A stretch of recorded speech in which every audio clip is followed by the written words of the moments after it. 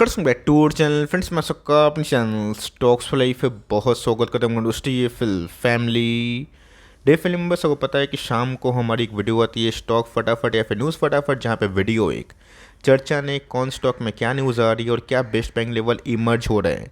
इतना मैं आप सबके लिए होमवर्क करके लाता हूँ। आपसे रिक्वेस्ट है वीडियो के एंड तक बने रहे, क्योंकि आज के दिन बहुत बड़ी बड़ी अपडेट्स हैं। चैनल फर्स्ट टाइम होंगे सब्सक्राइब कर सकते हैं इस तरह की क्वालिटी कंटेंट को सबसे पहले एक्सेस करने के लिए। Now without taking any for time, let's begin. इस भारतीय शेयर बाजार का सबसे स्ट्रांग मुद्दा अभी के टाइम बना हुआ है कि एफआईआई 3 साल से बेच रहे हैं। और क्यों बेच रहे हैं, इसके पीछे कारण क्या है, और ऑफकोर्स कब तक बेचेंगे, कब तक खरीदेंगे, ये किसी को पता नहीं, और कब तक सेलिंग कंटिन्यू करेंगे किसी को पता नहीं। लेकिन दोस्तों, ये आंकड़े देखने के बाद एक चीज़ तो मैं बता सकता हूँ कि मैंने भारतीय शेयर बाज़ार को इतना मैच्योर्डली बिहेव करते हुए कभी देखा नहीं था। मुझे अच्छे से याद है, आज से 7-8 साल पहले ना, 5 साल पहले भी कोविड के पहले अगर एफआईएस एक साल में 1 लाख करोड़ या 50,000 करोड़ के आसपास से बिकवाली करते थे ना, भारतीय बाजार टॉप से 20% गिरता था। और दोस्तों 21, 22 और 23 की बात की जाए तो ऑफकोर्स ऑनगोइंग साल में ये आंकड़े कहाँ तक पहुँचेंगे ये किसी को पता नहीं। लेकिन इतने शॉक झेलने के बावजूद भी हमारा बाज़ार इतना हद तक मैच्योर्ड इसलिए हुआ है बिकॉज डीएस ने दोस्तों भरपूर माल लपेटा है। इस बार तो गाइस डीएस ने हद कर दी। इस पूरे फाइनेंशियल ईयर की बात की जाए अभी तक ख़त्म भी नहीं हुआ है, और इसी साल की बात की जाए 1,61,000 करोड़ के आसपास आंकड़े हमें देखने को मिल रहे हैं, जो माई गुडनेस अनबिलीवेबल आंकड़े हमें देखने को मिल रहे हैं। मतलब दोस्तों पीछे से ना एसआईपी का इन्फ्लोस लाइफ टाइम हाई पे है, और जिसकी वजह से बाजार को काफ़ी ऊर्जा मिल रही है। ठीक है, इस बात करते हैं सोल्यूशन पे कि एफआईएस कब तक आ सकते हैं। ये है दोस्तों इन्फ्लेशन का चार्ट, कहाँ का, भारत का नहीं, ये यूएस का इन्फ्लेशन का चार्ट है, जो 2022 में पोस्ट रशियन मैटर के बाद 9% के आसपास जाता हुआ देखने को मिला था। उसमें गाइस एकदम मैसिव गिरावट हमें देखने को मिल रही है।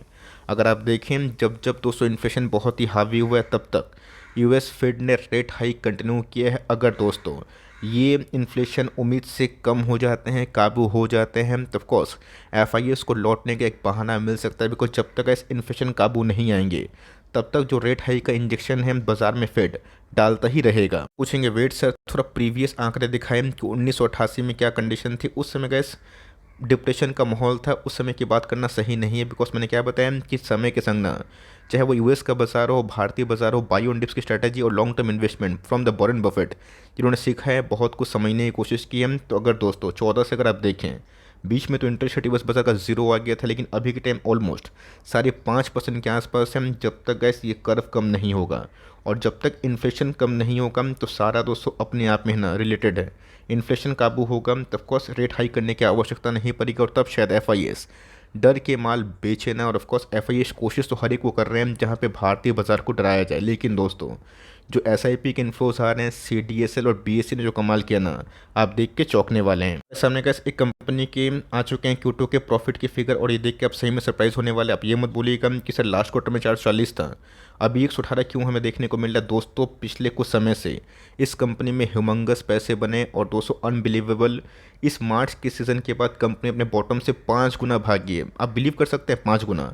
और इनके प्रॉफिटेबिलिटी अगर आप देखें तो 29 से सीधा 118, मतलब गैस इनके प्रॉफिटेबिलिटी में 400% के आसपास जंप देखने को मिल रहा है। और कोई कंपनी नहीं दोस्तों, बीएससी है। बीएससी की बात की जाए, एनएससी की बात की जाए, सीडीएसएल की बात की जाए, एंजल वन की बात की जाए, मतलब एक तरफ दोस्तों पूरा बाजार में हाहाकार मचा हुआ है एफआईएस के बेचने के बाद। लेकिन दोस्तों डीएस जो खरीद रहे ना, और एसआईपी इन्फ्लोज जो आ रहे हैं, बीएससी को बहुत ही बेनिफिट करे। और यही रीज़न है दोस्तों जहां पर बीएससी पिछले कुछ समय से बहुत ही चमका है। आप इसको होल्ड करते हैं तो बहुत ही दिलचस्प इंसान होंगे। बिकॉज ये सब कंपनी का एक समय ना 70-80% गिरने के बाद इतना मैसिव पैसे बना के दी, बीच में गैस गिरी और फिर से हमें चढ़ता हुआ दिखाई दे रहा है। तो कंपनी टॉप क्लास है, बट इस लेवल पे गैस मैं खरीदने की राय नहीं दूंगा। बल्कि ये समझना ज़रूरी है कि ये सब दोस्तों एफआईएस के सेलिंग के बाद इतना बढ़ रहे हैं। अगर एफआईएस बाई करना शुरू करेंगे तब गैस जो सेंटीमेंट मीटर है कैसे शिफ्ट होगा, आप बस एक बार सोच के देख सकते हैं।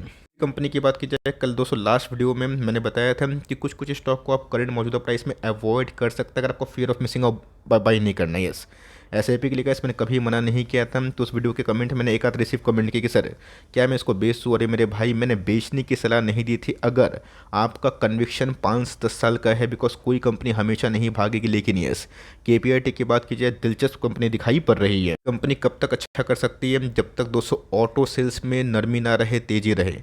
ऑटो सेल्स की बात की जाए खासकर तो इलेक्ट्रिक व्हीकल सेगमेंट दोस्तों जिस हिसाब से क्लीन और जो क्लीन एनर्जी बनता हुआ देखने को मिल रहा है, क्लीन और ग्रीन, ये सब का एक थीम है जो केपीआईटी को चढ़ने में मजबूर कर रहा है।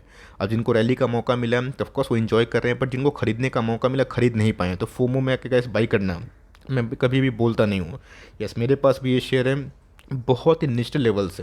क्या मैं आपको उल्टा सीधा कमेंट्री दे दूँ? नहीं दोस्तों, मेरा काम है आपको बताना। जैसे अगर आप एसआईपी कर रहे हैं, हर महीने एक स्टॉक उठा रहे हैं, उसमें कोई हर्ज नहीं है, बट बड़ी बाइंग दोस्तों फिबोनाची पैटर्न से देखें, टॉप से 20-30% के आसपास गिरता है तो सही है, वरना अगर आपको फोमो हो रहा है, 10 स्टॉक खरीदने की ताकत है, एक आध से शुरू करेंगे तो बेटर होगा। लेकिन यस, अगर कंपनी भाग रही है तो अच्छी बात है, पुराने निवेशकों को फायदा होगा, बिकॉज कंपनी के नंबर्स हिस्टोरिक थे। टीयर टेक की बात की जाए, थोड़ा गैस रेड फ्लैग्स हमें देखने को मिल रहा है, नंबर्स के बाद पिटाई हुई और ये स्टॉक 2800 से फिर से रिटेस्ट होकर 2200 के आसपास गया। अगर 2150 का लेवल सस्टेन नहीं कर पाता है, ये कंपनी का इस 2000 के नीचे भी जा सकती है। बोलेंगे कि सर यहाँ पे 2150 का वेट करें या फिर 2000 का वेट करें। देखिए दोस्तों, चार्ट जो बोलता है ना, वो मैं आपको बताने की कोशिश करता हूँ।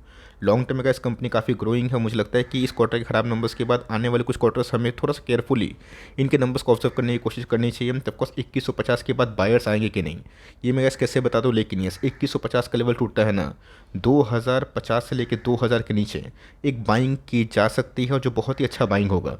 अगर आप उस फोकस में हैं, 50-100 पॉइंट का कोई लालच नहीं है और कोई रोना नहीं है कि भाई मैं 200 पॉइंट क्यों ऊपर खरीद लिया, तब कोई टेंशन वाली बात नहीं है। आप इसको ट्रांचेस में खरीद सकते हैं, बट यश इनको कैसे MTR खरीदने का मौका मिलेगा निश्चित लेवल पे, वो मेरे हिसाब से कैसे फॉर लॉन्ग टर्म इन्वेस्टमेंट के पॉइंट ऑफ व्यू से बहुत ही सही है। एलेक्सी की बात की जाए तो जी हाँ दोस्तों, बीच में फिर जब फिबोनाची पैटर्न का मैंने वीडियो बनाया था, उस समय टाटा एलेक्सी दोस्तों 6200-6300 के आसपास मैं टारगेट दिया था। ये गैस गिर के 5700 के आसपास आया था, 5700 if I am not wrong, 5800 के लगभग। और उसके बाद गैस फिर से चल के 8000 के आसपास क्लोजिंग है। कंपनी के नंबर्स कैसे हैं तो बहुत ही अच्छे और बहुत ही हैंडसम नंबर्स इस बार कंपनी ने पेश किए। ये सब कंपनी का थोड़ा गिरती कम है, बस चढ़ती जाता है। बट ये 6 समय गैस कंपनी बहुत ही लंबा कंसोलिडेशन फेज के बाद ना मेहमत पैसा बनाई है, रैली हाथ से निकला। आपको लग रहा है कि महंगा है तो छोड़ दीजिए, मार्केट में बहुत सारे विकल्प है। लेकिन यस, लेके बैठे हैं तो अच्छी बात है, थोड़ी बहुत करेक्शन होगी तो सही है। वरना अगर आपने फिबोनाची पैटर्न का वीडियो देख के इस कंपनी में एंट्री किया था, जब मैंने आज से 3-5 महीना पहले बहुत बार इन्फोसिस सहित बहुत सारे IT कंपनी को डिस्कस किया था, तब कोर्स आप कमेंट बॉक्स में बता सकते हैं। इसी की बात की जाए तब कोर्स गैस अभी के टाइम अभी भी जो प्राइस है ना, उसमें मैं वीकनेस उतना कंसिडर नहीं करूंगा। अभी भी गैस प्राइस में काफ़ी स्ट्रेंथ है। ऐसा मानना है कि थोड़ा बहुत करेक्शन के बाद ये कंपनी चलने के लिए रेडी हो सकती है। लेकिन वही कहानी है कि 450 का लेवल वॉल्यूम के बाद तोड़ो और उसके बाद फिर से लाइफ टाइम हाई को क्लेम करो, तब एक नया रास्ता खुल सकता है। ये गैस एक रैली है जो मुझे लगता है कि आने वाले कुछ सालों तक कंटिन्यू हो सकती है। बीच में गैस ITC ने बहुत परेशान किया, बट बीच में जो डेवलपमेंट हमें देखने को मिल रही है, गवर्नमेंट ने भी गैस इस कंपनी को उतना छेड़छाड़ नहीं किया, मतलब टैक्स लैब में कोई बड़ा छेड़छाड़ नहीं किया, जिसको अल्कोहल और ऑफकोर्स एक सिगरेट टैक्स के नाम पर हम लोग जानते हैं। तो कंपनी अच्छा कर रही है, SIP के लिए गैस हमेशा अच्छी कंपनी। बट यस, यहाँ बहुत बड़ा पैसा डालने की मैं सलाह नहीं दूंगा, उल्टा उस कंपनी को फोकस करें जो नया नया ब्रेकआउट के लिए FMC सेगमेंट से रेडी हो रही है। इसी की बात की जाए, बहुत ही टॉप क्लास बिजनेस और बहुत ही टॉप क्लास मार्जिन के संग कंपनी इस बार थोड़े से निराश की है, बट हमने देखा कि बहुत सारे केमिकल्स के नंबर्स उतने उम्दा नहीं आ रहे हैं। मैं अपने पॉइंट ऑफ व्यू से बोलूँ, मुझे कैसा लगता है कि अगर आपको विनाती पसंद है, मैंने क्या बताया, किसी को गुलाब जामुन पसंद है, किसी को रसगुल्ला पसंद है, किसी को सौंदेश पसंद है। अब डिपेंड करता है कि आपको क्या पसंद है। अगर आप रसगुल्ला पार्टी है, आपको मैं सौंदेश खिलाऊं तो आप उल्टा सीधा मुझे बोल के जाएंगे। तो ये गाइस आपके ऊपर डिपेंड करता है। आपको फाइन पसंद है तो अच्छी बात है, विनाती पसंद तो अच्छी बात है। अगर विनाती पसंद है तो ऑफकोर्स यहाँ से गैस आराम से बाई एंड डिप्स की स्टडी लगाई जा सकती है। लेकिन यस, नजरिया गैस 3-5 साल का होना चाहिए। कंपनी फंडामेंटली बहुत ही अच्छी है, और जब केमिकल बाउंस करेगा तो इस कंपनी में वो दमखम है। इसकी बात की जाए, कल एक दोस्तों बहुत ही अच्छा कमेंट आया कि सर जब इतना ज़्यादा म्यूचुअल फंड में इन्फ्लोज आ रहा है और इतना अच्छा जब इंडस्ट्री कर रहे हैं, तब ऑफकोर्स कैम्स क्यों नहीं कर रहे हैं। भले AMC के बारे में जो एसेट मैनेजमेंट कंपनी है समझ सकते हैं कि बहुत कंपटीशन है, बट कैम्स की बात कीजिए 70% जो मार्केट शेयर RTA में रखने के बाद ये कंपनी क्यों नहीं भाग रही। इतनी गैस बोल के नहीं भागती, सीधा भागती है। इसके पहले आपने देखा ना कि BSE CDSL में क्या हुआ, क्या कहानी हुआ। तसल्ली के संग वेट करेंगे तो ऑफकोर्स इसका भी नंबर आएगा। इस बार गैस इनके नंबर्स मुझे काफ़ी हैंडसम दिखाई पड़ रहे हैं, और वही कहानी है लॉन्ग टर्म ग्रोथ गैस ये सब पूरा इंडस्ट्री में है। और ऑफकोर्स इससे मुझे लगता है गैस कि AMC से कुछ अच्छे पैसे इसलिए बनेंगे बिकॉज कोई भी म्यूचुअल फंड क्यों ना हो, RTA के माध्यम से गैस मैक्सिमम जो मार्केट शेयर इन्हीं के पास है, जिनको बहुत ही स्ट्रॉन्ग फंडामेंटल बना देता है। और लिए हम तो ऑफकोर्स होल्ड करें, और लेना चाहते हैं तो ऑफकोर्स नंबर्स के बाद भी ले सकते हैं। इन्फ्लुएंस की बात की जाए तो ऑफकोर्स नंबर्स की बात करें, जो बड़ा एक फॉल का डर था वो थोड़ा बहुत हटता हुआ देखने को मिल रहा है। लेकिन यस, अगर आप चाहें तो ऑफकोर्स 3450 का स्टॉप लॉस लेके 4200 के आसपास पोजिशन का एक बार सोच सकते हैं। क्यों बोल रहा हूँ तो ऑफकोर्स आपको 160 का स्टॉप लॉस लेना पड़ेगा अगर आप एक पोजिशनल लवर है तो। बिकॉज चार्ट पे गैस मैं कभी आऊँगा तो दिखाऊंगा वहाँ पे गैस दोस्तों का जो मूविंग एवरेज है ये आपके शॉर्ट टर्म टारगेट होंगे जहाँ पे गैस रिस्क टू रिवॉर्ड 150 के आसपास है, मतलब बिना स्टॉप लॉस का पोजिशनल ट्रेड मत लीजिएगा तो ही सही है। Long term investment point of view से आप SIP करें। कहाँ बॉटम बनेगा किसी को पता नहीं, बट कंपनी अच्छी है। बीच में जो CFO CEO की रिज़ाइन थी इसकी वजह से तो सेंटिमेंट गड़बड़ हुआ है, लेकिन यस अगर कंपनी 3600 का लेवल तोड़ती है 3750 के समथिंग, तब कंपनी 4000 और 4200 जो शॉर्ट टर्म दोस्तों का मूविंग एवरेज है इसको क्लेम कर सकती है। तो 150 के संग दोस्तों कंपनी में इधर पे 1:45 का रिस्क टू रिवॉर्ड है, लेकिन इस बिना स्टॉप लॉस का गाइस पोजिशन ट्रेड करने से आप अवॉइड करें। स्टॉप लॉस लेते हैं स्ट्रिक्ट स्टॉप लॉस तो सही है, वरना छोड़ दीजिए। रेट की बात की जाए तो ऑफकोर्स गाइस एक ऐसी कंपनी है जिसमें टॉप लाइन ग्रोथ उतना नहीं हो रहा, बट बॉटम लाइन ग्रोथ इस बार प्रॉफिट के फिगर बहुत ही शानदार थे। 17% का मार्जिन का सीधा बढ़ के 22% आ चुका है। बोलेंगे कि सर इसमें और हल्दीराम में क्या सिमिलरिटीज़ है? दोस्तों ब्रांड का सिमिलरिटीज़ है। लोकल लड्डू तो मार्केट में मिलते हैं बट मार्जिन ज़्यादा नहीं मिलते, बिकॉज वो एक बल्क में तैयार किया जाता है, लड्डू को बेचा जाता है। हल्दीराम का वही लड्डू मिलेगा, थोड़ी क्वालिटी बढ़ा के मार्जिन भरपेट होता है। क्यों? ब्रांड। तो सेम 200 पिडलेट की बात कीजिए, एडहेसिव तो बहुत है बट ये एडहेसिव ना काफ़ी ब्रांडेड है। फेविकॉल कौन नहीं जानता है। इसीलिए कैसे कोई कंपनी ना सिर्फ टॉप लाइन से नहीं बल्कि बॉटम लाइन से किंग बनती है, और इसीलिए बहुत सारे एनालिस्ट की फोकस में रहती है। ये सब एशियन पेंट, अल्ट्राटेक सीमेंट, पिडलेट्स आप सोचेंगे कि फटाफट FCL, KPI, ग्रेन इन सब की तरह टॉप लाइन ग्रोथ करे, ये कहीं पॉसिबल है ही नहीं। साइज देखिए दोस्तों, लेकिन ये मार्जिन्स में गए सिर्फ रिकवरी होती है ना, कंपनी के पैट प्रॉफिट आफ्टर टैक्स बढ़ते हैं जिसकी वजह से कंपनी अट्रैक्टिव आ जाती है। ये वही कंपनी है जो बीच में गए 100 के PE मिल रहा था बट अच्छे प्रॉफिट के बाद 82 के आसपास आ चुकी है। तो कंपनी का इस रेडी हो रही है, जो आने वाले कल में रेट कट के सिनेरियो में इस कंपनी को बूस्ट मिल सकता है। तो फुटवेयर्स की बात की जाए, कल एक व्यक्ति ने कमेंट किया कि सर इसको कवर क्यों नहीं कर रहे। मैंने कहा इस नंबर्स के बाद कवर किया और बताया कि नंबर्स में इंप्रूवमेंट हमें देखने को मिल रही है, बट ये बहुत ही इनिशियल साइन है।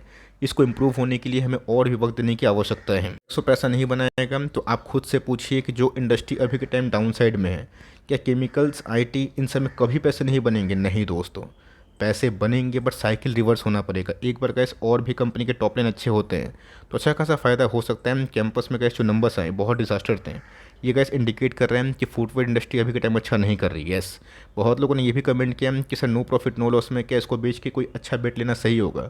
ये आपके रिस्क टेकिंग एबिलिटी, एपेटाइट, उससे पूछिए। अगर आपको ग्रोथ चाहिए 30% के आसपास टॉप लाइन का, बॉटम लाइन का, तब तो कैसे आप गलत प्लेटफॉर्म पे हैं।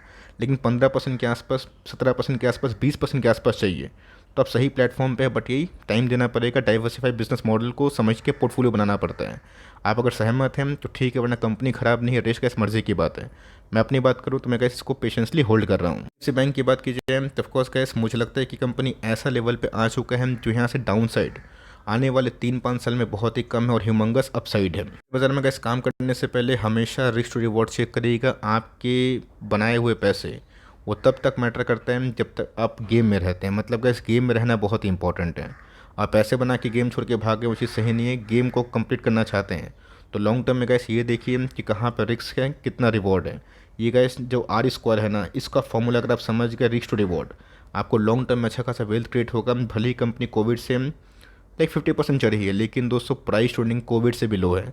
आप जाके बहुत सारे वेबसाइट में देख सकते हैं। तो मुझे इस कंपनी में डाउन साइड बहुत ही कम दिखाई पड़ता है, मतलब लिमिटेड है।